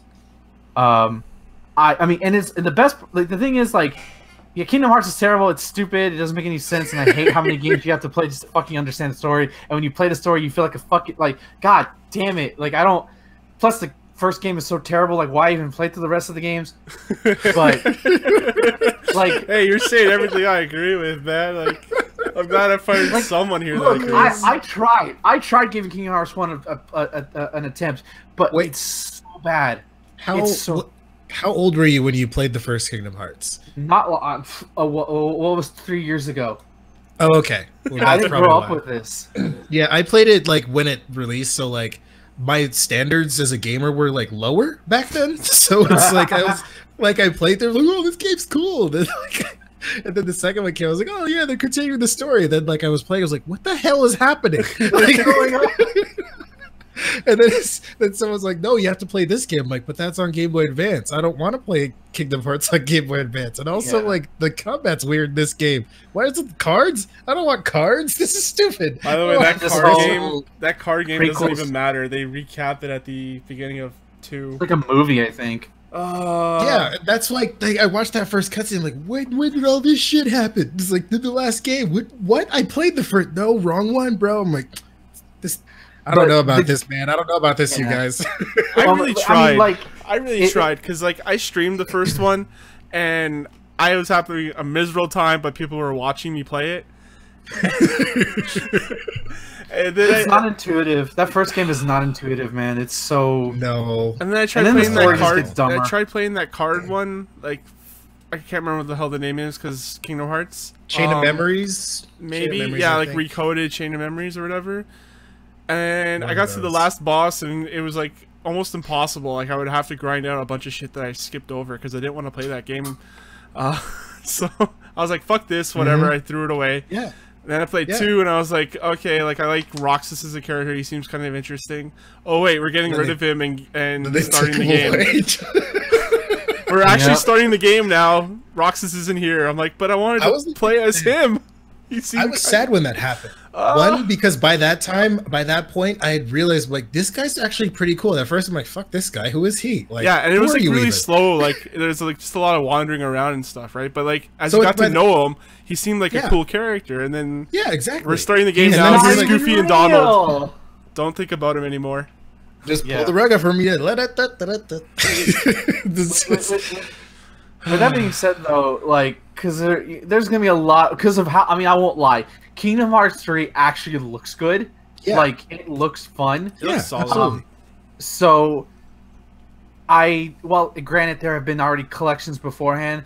I do think it's smart financially for, like, Square. It's like right before the holidays to come out. Hey, you've seen that Kingdom Hearts 3 footage that appeals to you? Here's all these games, and it's a shit ton of games. It's 9 games, right? Yeah, 9 games for $40, and you're caught up. Like that's, and they're not. Kingdom Hearts isn't really a long game. It's not like a traditional RPG. It's just some points can be long because of like grinding for certain things. Like if you're doing the arena stuff, but it's not like a turn-based RPG or an open world like a Tales of game where the world is so huge. It's long because you make it long because you're grinding for something. At least from my experience of Kingdom Hearts. Or it's just so bad that it feels real long. Right, exactly. I guarantee you could probably skip over most of those games. Like I think, from what I understand, just play Kingdom Hearts 1 and 2, Birth by Sleep, and that's it. And maybe I remember too having a lot of like cutscenes and stuff, and sitting through them. Like, okay, stop talking, let me hit stuff. You know, so it's. I think my peak favorite like Kingdom Hearts thing that keeps coming up on Twitter is that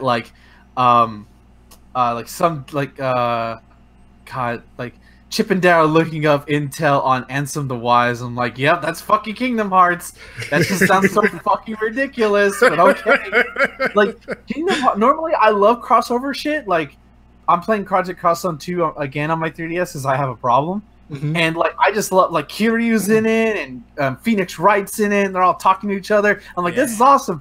Kingdom Hearts should have that same shit, right? Because it's like these Disney characters you grew up, and then these new kids, and the Square characters that you grew up with, and it's like, what's going? What do you mean? My own? I'm the demon? No, the demon is my demon, but of the demon of me. But that's not my demon. That's his demon. He has 3 demons. No, he has no demon. I'm a nobody. Well, and now you're explains everything. Yeah, it's like. Fuck, man! It feels convoluted for the sake of convoluted. Whenever it feels like they just made it convoluted, like complicated for no reason. Also, there's not a lot of Square stuff that crosses over. It's mostly just Disney stuff. Right. Yeah. And I was, if I'm not mistaken, I read somewhere a long time ago that Sora is technically a Disney character, not a SquareSoft character. Co-owned by Disney because it's a partnership between the two.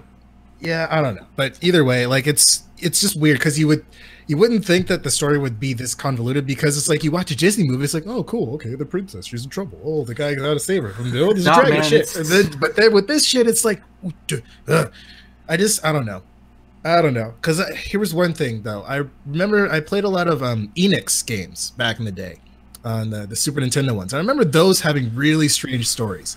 So I feel like that's like the Enix part of Square Enix like creeping in because I remember like you can't blame everything on Enix, man. It's a long time. Sure I can. I can try, damn it. Because I don't remember ever playing. Well, actually, no. I take that back. There have been some SquareSoft games like, what the hell is going on? Like, why? What? Explain this to me. Oh, you didn't play the last side game. The side game, the prequel to the last side game to this series. Like, what? Okay. It's just games in general. Japanese games. Right. One thing that I saw was kind of cool was that you can get like the full game and all these games for like $100. So you can get the entire saga of Kingdom Hearts for like $100 on PlayStation 4. I don't know if they're still offering that or not, but when I saw that, I was like, oh, that's pretty neat for Kingdom Hearts fans. Yeah. All right, I gotta move on. I can't talk about this anymore. I just hope Kingdom Hearts 3 for Kingdom Hearts fans who've been waiting it for so damn long that it's actually good and it gives them, because I assume it's gonna be conclusion, but with Kingdom Hearts you don't fucking know. No, I want it to be good. Conclusion. I want it to be good. I want it to be good because hopefully that means maybe a cool PC port, maybe. But no, nah, man, that shit's stuck on PlayStation forever, dude. I'm sure you're right. I can dream though. I think it's coming to Xbox. I'm not sure. Is it coming to Xbox? I'm not sure about that. I think it is. I believe it is. Xbox One. Oh, that's weird. I remember seeing breaking those barriers down, man. Speaking of weird, Capcom announces a live-action Mega Man film. That is weird. Made in Hollywood. I want to be Dr. Light. Like I'm fat enough. I have a beard. Make Dr. Light brown. I'm good. No, I'm Dr. Light. Yeah. I'm white. And my name is Thomas. That's true. He's got that. And I can grow a big beard.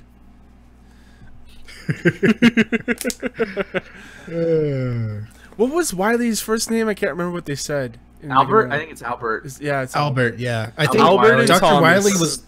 Yeah, Dr. Wily was loosely based on Einstein, and then Dr. Light, obviously Thomas, like the... Edison? Thomas Edison. Albert Einstein and Thomas Edison, I think. Yeah. Those kind of like archetypes, loosely. Yeah. Well, they have their names officially now. Yeah. I don't really take a whole lot of stock in like film adaptation news, but what do you guys think?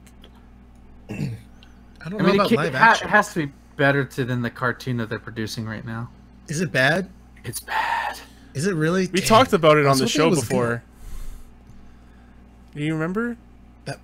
I might not have been around for that one because I remember being around. I remember like, oh, this is a thing now, and then it wasn't out yet though. It might have. I don't know. I might have missed that one, but that sucks because I was hoping that was good because I don't know. Then again, I watched the Saturday morning Mega Man cartoon back in the day, and that wasn't good either. Captain Ed? No.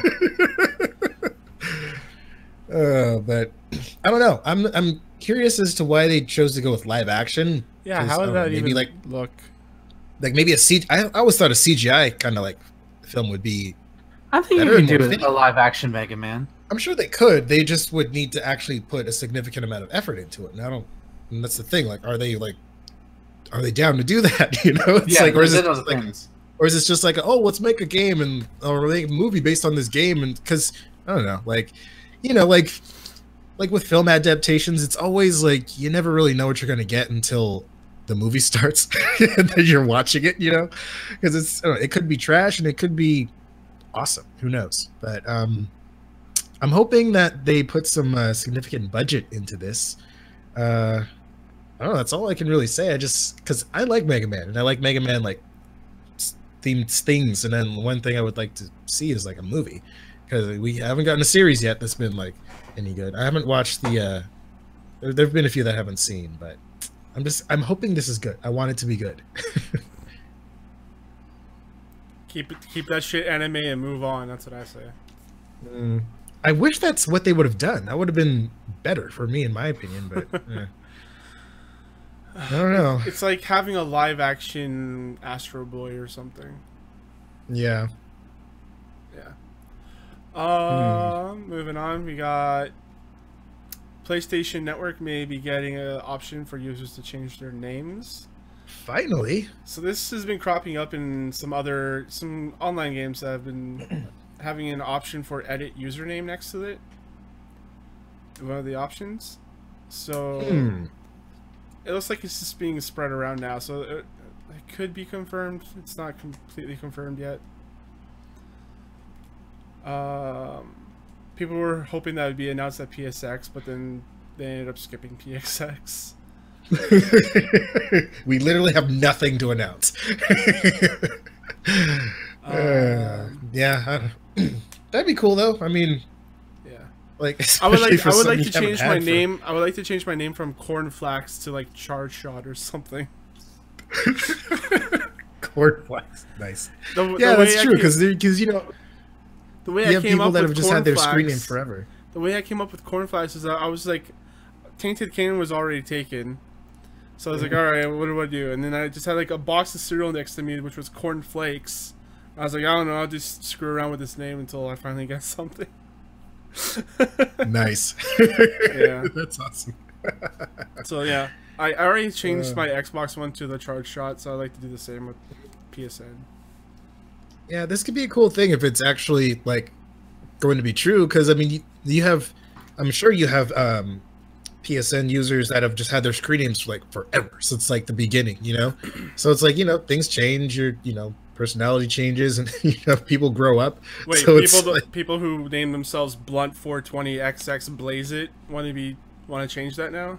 Some of them might. You know, they cut maybe little Johnny got a respectable job in a cubicle somewhere. He's like, this is silly. He's like, yeah, I gotta have a more professional sounding screen name or something like that, you know. But yeah. I don't know. That'd be cool though. That could be cool. Speaking of updates to things, new version of Nintendo Switch planned for 2019. Interesting.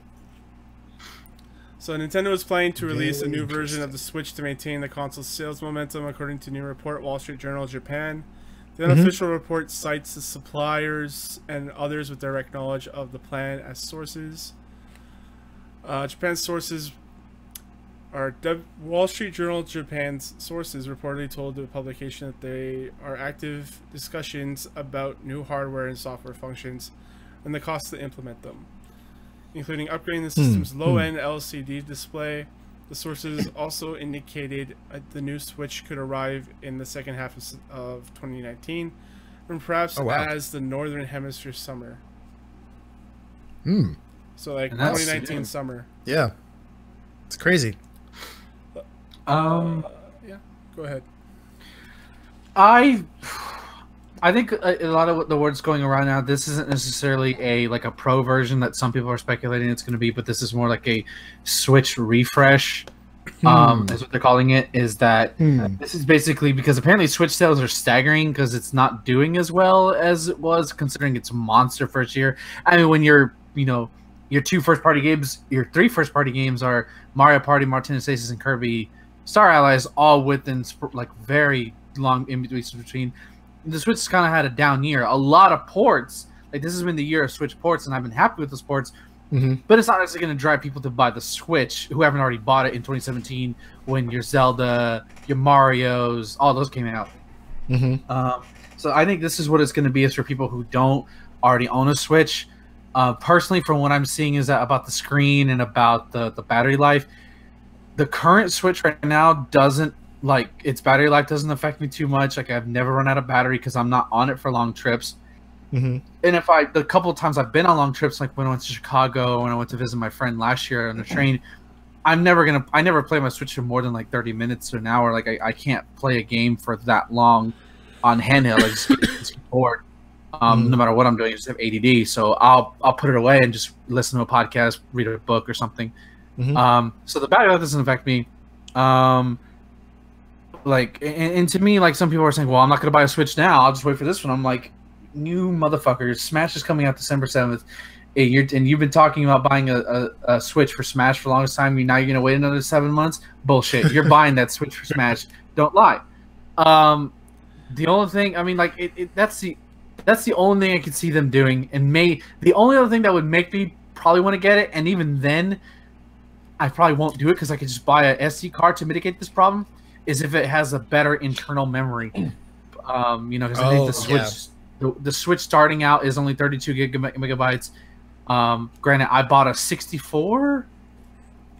No, I can't remember what my size SD card is. But like, now you can buy, like, just recently I saw a 128 gigabyte card for like $28. So like, they're it's affordable. Like, to me, like, the memory issue is not an issue because you can mitigate that by the SD card. And now with cloud saves, you can just upload the cloud, like, take out your, like, upload all your save data, take out the SD card for a new one, and then download the saves that you need. Like, it's none of the stuff that this Switch refresh or whatever it's going to be called will convince me to buy a new one, unless, like, this old one craps out, like the screen breaks, and, like, well, I might as well get the new one. You know, or the cheaper one, or the older one is cheaper, then I'll just get the old one. Because the only thing I'm buying is the screen. The Joy-Cons will probably still be the same. The dock's going to be the same. I doubt it's going to do anything else with, like, you know, in terms of higher screen resolution in TV mode. Maybe it's going to be, it could finally do 1080p dock, but as sharp as some of the games look already in dock mode already, and the games I personally play, like a lot of indie stuff, I'm not really going to get a lot of it. So, but I can definitely see for people who need to be convinced, like, well, I don't know about this, Jim Bob. Well, guess maybe this would be their solution. I see. I think they're updating it because they've had a lot of, like, people come out and say that they've had issues with their Switches, like a lot of cracks and, like, screens getting scratched. Some of the Joy-Cons, need to take care of their shit. That's what they need to do. No, it's just they are defective. That's what it is. Well, they say low-end LCD display. Low-end could very well mean, like, not very durable, not necessarily just how much power it consumes, but I'm assuming that's kind of something they're looking into as well. Looking into stuff to extend the battery life, just making a more durable device. Some of the Joy-Cons, like, they're not even being charged while they're on the Switch. Like, they die while they're playing. Yeah, like, there's a lot of reports coming up from people that are using them, and you think that would be a thing? Yeah, that's like, it should be being charged by the Switch, right? Yeah. So here's what I'm thinking. I'm thinking that they're kind of trying to set, like, a precedence. Like, they're kind of trying to have, like, iterations. Kind of like, oh, well, the new iPhone came out. Time to get the new iPhone. Like, like, just these kind of, like, incremental, like, improvements. Have been like that recently too. Like, ever since the 360 edition, actually. Like, they had the 360, the S, the Elite, stuff like that. Yeah, it's a growing trend for sure. So I mean, I wouldn't be surprised at all if Nintendo hopped into that trend, because I mean, there's a market for it. People are always going to want to have, like, the newest and latest and greatest thing, and as long as you can actually make a legitimate improvement with the next iteration of the product and justify that cost of buying this one versus holding on to this last one, then as long as, like, the justification is there for the value of the product, then I feel like it shouldn't be that big of a deal. Yeah, and it'll push people over the edge who haven't bought one yet. It's like, right, exactly. Well, I'm hearing all these issues, and now they're making a new one. Maybe I'll wait for the new one and get the new one, because right. newer is always better. I've just been when I heard this story, I've been having severe buyer's remorse on the Switch. Really? Yes. I was afraid of that. That's what I was thinking about. Like, what about the people who already have one? It's like, oh, there's a better one coming out now. Like, what do you like? It's like I don't use it all that often. Like people like Ben and Justin, they play their Switch all the time, right? But for me, like I mostly play my games on PC and then some on the Xbox and PS4. Yeah. But like when I'm taking the transit, I'm not really using my Switch all that much. I'm using my 3DS, and I think it's just because I just don't like the controls on the Switch. They're not good controls. I want to get back into it, and like maybe when I finally finish Phoenix Wright Spirit of Justice, I'll go back to it. But I'm just like, man, I wish I didn't buy this like right away because there's all these bundles now, and I bought mine from the US because it was sold out here. And I bought it at launch too. Yeah. And again, I'm the opposite of you. Like I have zero buyer's remorse. I fucking love this thing. Like it made me like be okay with not having a PS4 for so long.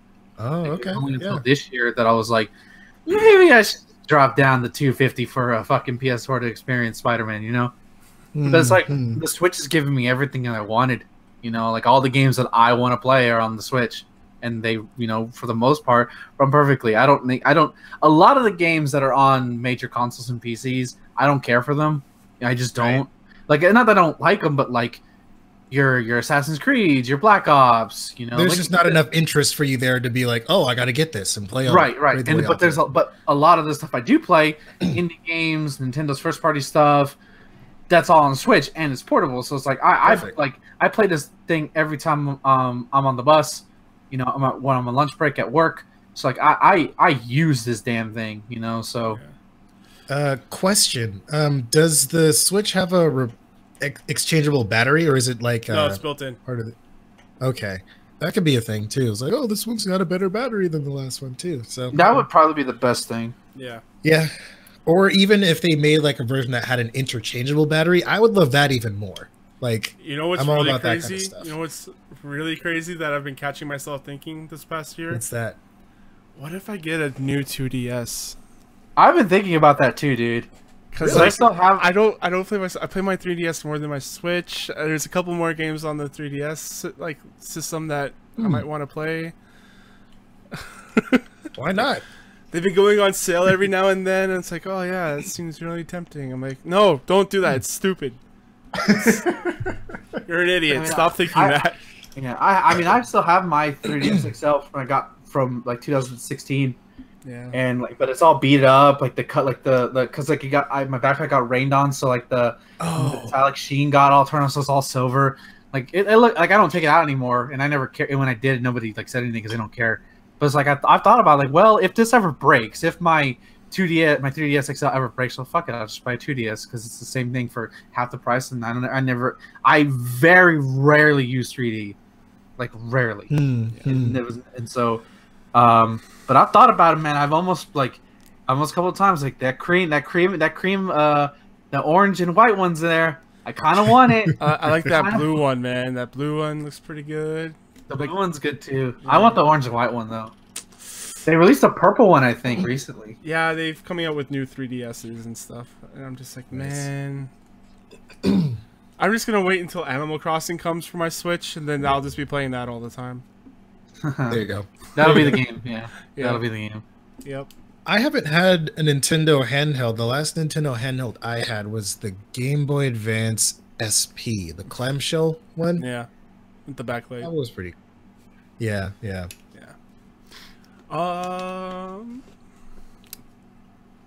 Let's just move on to some legal issues. Witcher author threatens CD Projekt Red with legal action if he doesn't pay him more. So I brought this up earlier in the week. What is it so funny? No, nothing. Just this whole story is just kind of funny. Oh yeah. Okay. So yeah, the Polish author of the Witcher books, Andrzej Sapkowski, has called CD Projekt Red to pay him up to $16.1 million more in royalties following the success of the studio's video game adaptation of the series. In a post on the company's website, CD Projekt Red called the demands groundless. Essentially, this whole story can be boiled down to this. CD Projekt Red and the author sat down. CD Projekt Red said, you know, instead of just giving us our giving you a lump sum, how about we give you royalties? He's like, no one's gonna buy your games, and he just wanted all of his money now. And so they paid him the lump sum, and now The Witcher is like a huge hit, and now he's like, I want my royalties. Yep, it's like that's basically it. No takesy backsies or whatever. Yeah. And it's just funny because even in an interview, he was like, "Oh, I was stupid. They offered me like royalties, but I was like, no, just give me the lump sum. That was really a stupid thing to do." Like and that was the actual quote. Like he's like, "Give me all of my money now." Yeah, and it's just interesting because this Article 44, whatever bullshit it is, I actually looked it up, and like it is written so vaguely. Really? It is written so vague. It basically like it's written in like more legal terminology, but it's basically just saying if there's a big difference between how much they got paid and how much they're making, they can request more money. Yeah. It's kind of BS if you ask me. Yeah, it's all based in Polish law. Yeah, because they're like CD Projekt Red and the author are both Polish. Yeah. And the quote here is that it may be invoked when the compensation remitted to the author is too low given the benefits obtained in the association with the use of the author's work. And the lawyers also argue that the original agreement only applies to the first Witcher game and not the others. But CG Projekt Red denies that. All liabilities payable by the company in association therewith have been properly discharged, the company writes. So they're basically saying, like, we've already dealt with this. Right. It's like, what, we gave you your money. Why are you coming back asking for more? Yeah. Kind of thing. It's his own stupid and now fault. He just seems like a bitter old man that just, like, he's just angry at the world. You always go for royalties or residuals or whatever it is. The long-term shit, man. Like, lump sum. Come on. Do you understand what compound interest is? Right. They teach you that in, like, grade 1. Would you rather have a penny maybe in your fancy Canadian school? Oh, really? They don't teach you that in America? It's like, would you rather have a penny for, like, a year or have, like, $20 now? And then, like, No, they don't teach us shit in American schools, man. No. Yeah. All right. Well, they taught us that when, like, first grade. I was learning how to write my name in first grade. That was kindergarten. Gotta keep up. These Canadian schools are too advanced. American school, man. So I'm telling you, you and your bougie ass Canadian schools with your fancy learning. I do all my learning on the streets. Yep. That's what I remember I used to play tennis actually, and someone's like, "Oh, where'd you learn how to play tennis?" I'm like, "On the streets." They were so confused. On the streets. On the streets. I play street tennis. Like, what? I don't understand. Of course you don't. Ben, you have anything to add before I move on? That this guy's a bitter old piece of shit. That if he was in the U.S., he would have no standing because he signed a motherfucking contract stating this is what I get, and he saw the success, and he's clearly jealous that he could have gotten more. Now, granted, we've all, like, I read comic books, so I'm fully aware of, that you sign something and you have no idea on what this can turn out. Jack Kirby. Yeah, there's a lot of that stuff in there, yeah. Jerry Siegel, Schuster. But at the same time, he signed the contract. And I'll say that with the comic book guys, as much as they were robbed, because they should be just out of courtesy, this guy signed his contract, and the fact that and the thing is like, I mean, a lot of the comic guys are either passed on, but a lot of them like the movie stuff. This guy just hates it, so it's like, to me, it's like, you shouldn't see shit. You signed a contract, you don't like it, so why should you get money from me? You don't get the benefit. You get your money off your Netflix series, you'll be fine. Yeah. Well, just thanks to this like vaguely written Polish law, though, he might actually have a case, depending on how good his lawyer is. However many he has, but if he's Phoenix right, he might have a shot. Objection. Just object to everything. Then Geralt shows up in the courtroom for like some fucking house a key witness. Like, what? You're not even real. What's going on? But yeah, no, he's a bitter old man who signed a deal. You know, hindsight is 2020. But make your bed, dude.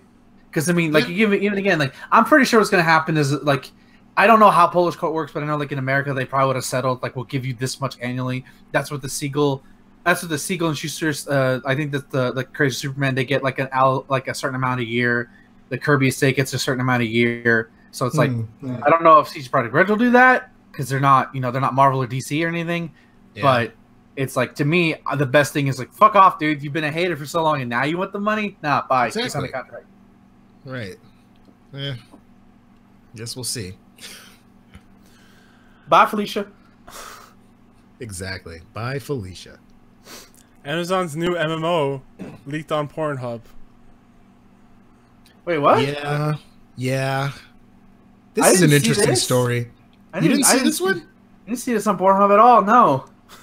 Oh.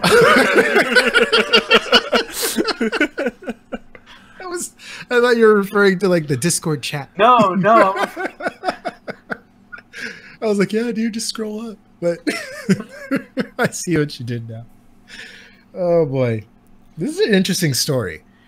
Do you want to run it down for us, or you want me to read? I mean, like somebody basically like leaked this Amazon MMO on Pornhub because they just were able to circumvent like because it's not YouTube, so it doesn't have all the YouTube like regulations and all that kind of shit. So it doesn't like screen like the videos as extensively. So it's just really interesting of all places to like leak a game. Like I don't know, but it's honest to be honest with you, I didn't even know Amazon was coming out with this crazy MMO. But I know about like Amazon games and that they've been working on stuff, but like there's not a whole lot out there that's from them. Right. And so there's a new MMO coming out. It's called New World. It's under a strict non-disclosure agreement. The norm from games in this stage of development, and the footage may have been leaked on the adult film site to circumvent YouTube's more rigorous algorithms and policies. The footage reveals New World features such as crafting, gathering, survival mechanics in the sandbox type world. Characters can choose how to invest individual stat points when leveling up. It sounds like an MMO. Yeah. Although Amazon confirmed the New World is set in the 17th century, the footage revealed the player fighting a zombie-like creature called the Withered, and an aim-based combat system seemingly puts it closer in line with games like The Elder Scrolls or Terra than traditional MMOs, such as World of Warcraft. A small YouTube channel, less than Epic, has taken the liberty of posting the video on their channel, complete with commentary, so if you're interested in taking that, you can go check that out there. New World isn't the only game to have gameplay surface early on Pornhub. 3 years ago, footage of Fallout 4 leaked on the site. That I do remember. That's funny. Boy. Yeah. So there you go. I wonder how the hell does it get up there? Does like a developer like just have footage and then they're like, I'll just throw it on Pornhub? Yeah, like how did they get a hold of the footages? Yeah, that's what I wanted. That's probably like the deeper question I want to ask. Like, how did you even get the footage to begin with? Because like I think if you just go to Pornhub, you can just upload videos there, right? Yeah. Yeah. Make an account, upload videos. Very interesting. I'm just thinking maybe I should upload some videos. Yeah, leak some game footage, man. Do that. Breach those NDAs. I mean, I can leak something, but you're not going to want to see it. Oh, great! You just had to go. I should have expected it though. It's right there. Just don't blink. Stop. Look at search history. Stop. Speaking of leaking, Harry Potter game. Oh, the leaked Harry Potter game is real, not developed by Rocksteady. So in a tweet following the publication Eurogamer story, BBC News reporter, renowned Potter fan Lizo Mzimba shared some knowledge of the project, including 2 possible names.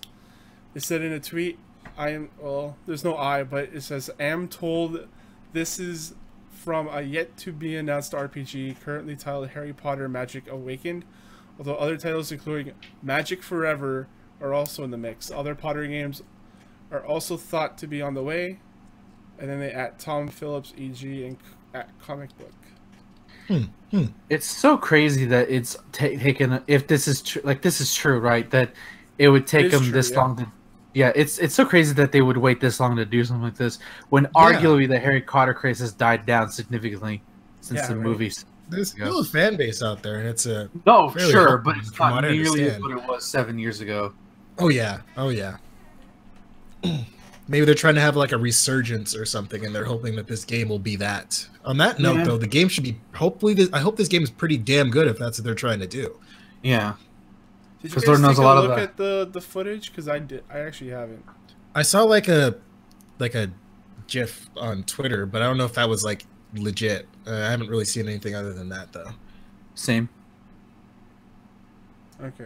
I don't know. I have no interest in Harry Potter. I closed that door a long time ago.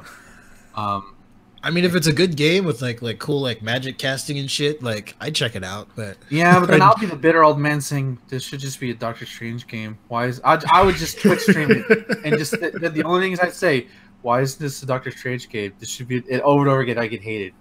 Doctor Strange is really cool though. I did like that movie. To be fair, I would like to see a good Doctor Strange game, but who knows? Maybe this will open the door for that. Movie. Nice. I'm just saying. Sorry, my phone buzzed. This video features sweeping vistas of Hogwarts from Harry Potter books and films, creatures which have debuted in other Harry Potter spin-off movies, such as Fantastic Beasts, plus a character creator, third-person combat mechanics, and large set pieces. Video has been removed, obviously, by Warner Brothers. Not surprised.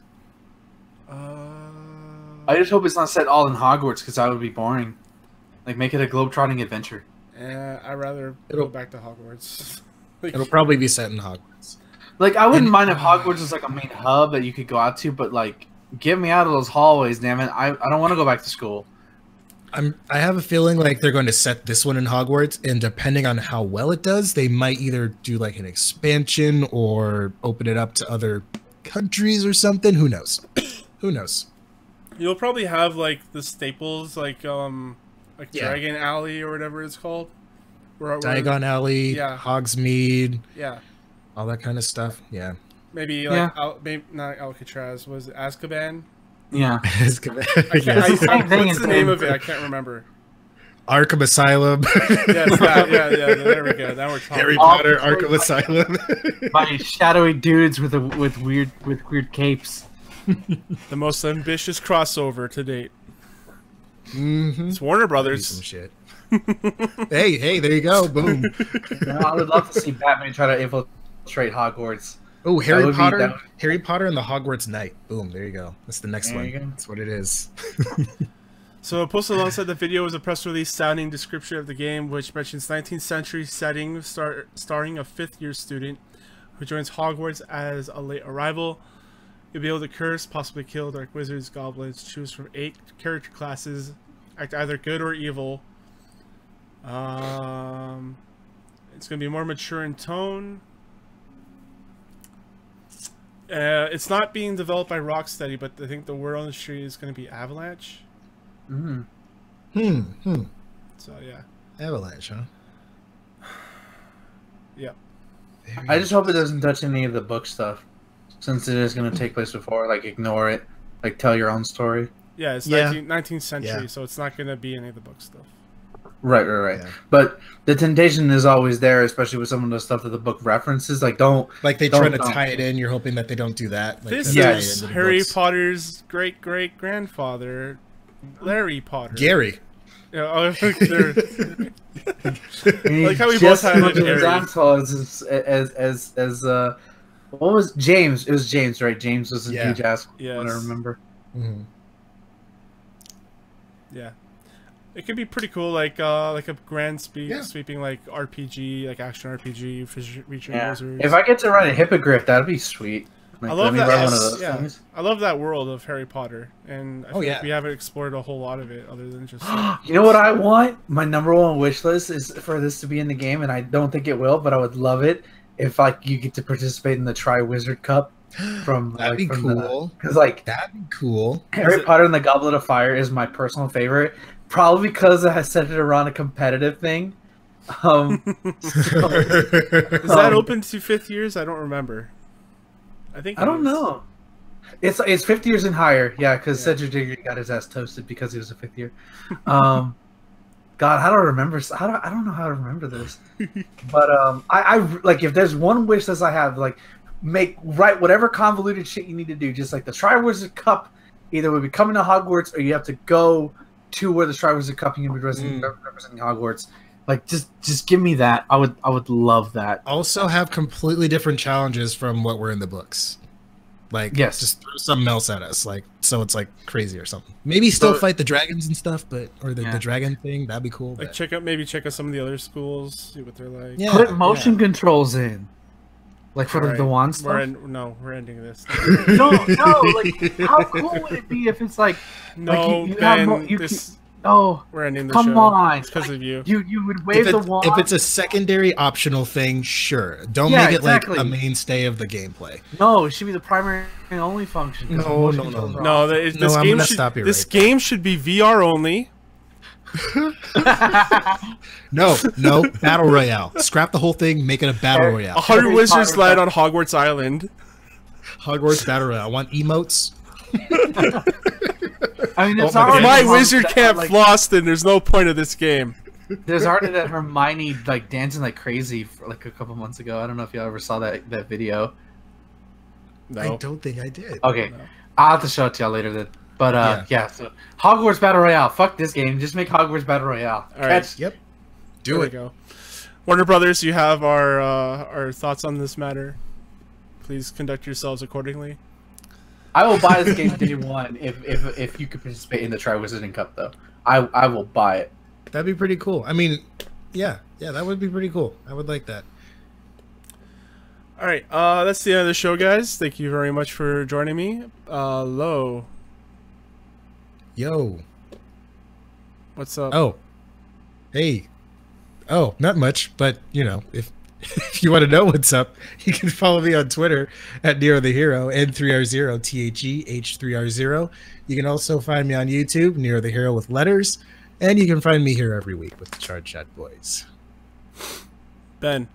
Twitter.com/Marvelous Iggy, where you can find things concerning the Marvelous One. That's about it for now. And you can find me, your host, Thomas, CSG Thomas on Twitter.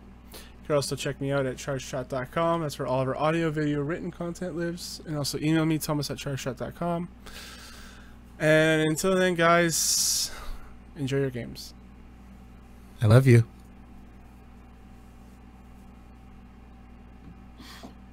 Hogwarts Royale. Hogwarts forever.